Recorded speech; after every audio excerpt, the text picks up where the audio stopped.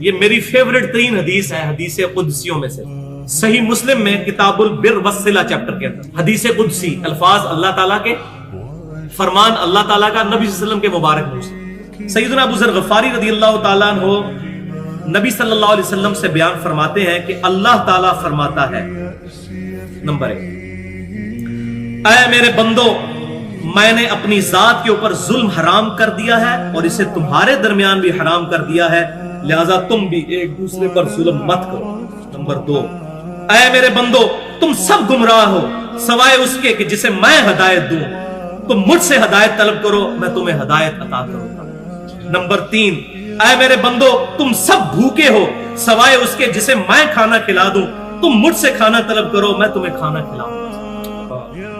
Number 4، اے میرے بندو، تم سب ننگے ہو سوائے اس کے جسے میں لباس پہنا دوں، تم مجھ سے لباس مانگو، میں تمہیں لباس دوں گا۔ نمبر 5، اے میرے بندو، تم رات دن خطا کرتے رہو اور میں ہی تمہارے گناہوں کو بخشوں گا، تم مجھ سے مغفرت طلب کرو، میں تمہاری مغفرت کروں گا۔ نمبر 6، اے میرے بندو، تم میرے نقصان تک نہیں پہنچ سکتے، تم مجھے کوئی نقصان نہیں پہنچا سکتے، نہ تم مجھے کوئی نفع دے سکتے ہو اور نہ میرے نفع تک پہنچ سکتے ہو۔ نمبر 7، اے میرے بندو، اگر تمہارے اگلے اور پچھلے انسان اور جن سب کے سب مل کر اس پرہیزگار شخص کی طرح ہو جائیں جو تم میں سب سے پرہیزگار ہے، تم میری بادشاہت میں کوئی اضافہ نہیں کر سکتے۔ اے میرے بندو، نمبر 8، اے میرے بندو، اگر تم اگلے پچھلے انسان اور جن سب کے سب اس گناہگار شخص کی طرح ہو جائیں جو تم میں سب سے زیادہ گناہگار ہے، میری بادشاہت میں کمی نہیں کر سکتے۔ اللہ کو کوئی نہیں، اللہ الصمد، اللہ بے نیاز ہے۔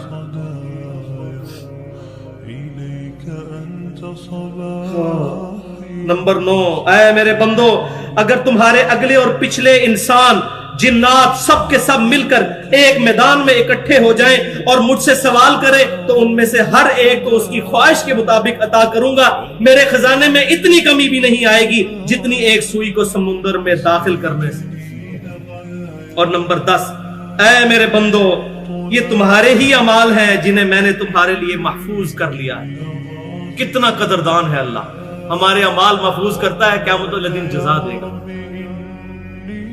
اے میرے بندو، یہ تمہارے ہی اعمال ہیں، دیکھیں کتنا قدر شناس ہے، اور بندے کو کیا کہنا چاہیے؟ اللہ تیرا فضل ہے، اور اللہ تعالیٰ بندے کی تعریف کر رہا ہے۔ اے میرے بندو، یہ تمہارے ہی اعمال ہیں جنہیں میں نے تمہارے لیے محفوظ کیا، اور پھر میں تمہیں ان کا بدلہ عطا کروں گا، لہذا جو شخص بہتری پائے وہ اللہ کی حمد کرے، جو شخص بہتری پائے اللہ کی حمد کرے۔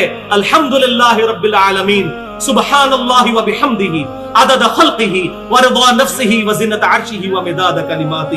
جو کوئی بھلائی پائے، کوئی اس کو اچھائی پہنچے، کوئی نفع ملے تو میری حمد کرے، اور جو کوئی تم میں سے اس کے برعکس پائے یعنی برائی پہنچے، اس کو تکلیف، تو وہ صرف اپنی ذات کو ملامت کرے۔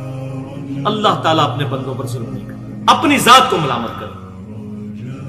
تو اللہ تبارک و تعالیٰ ہمیں کتاب و سنت کی تعلیمات پر عمل کرنے کی توفیق عطا فرمائے۔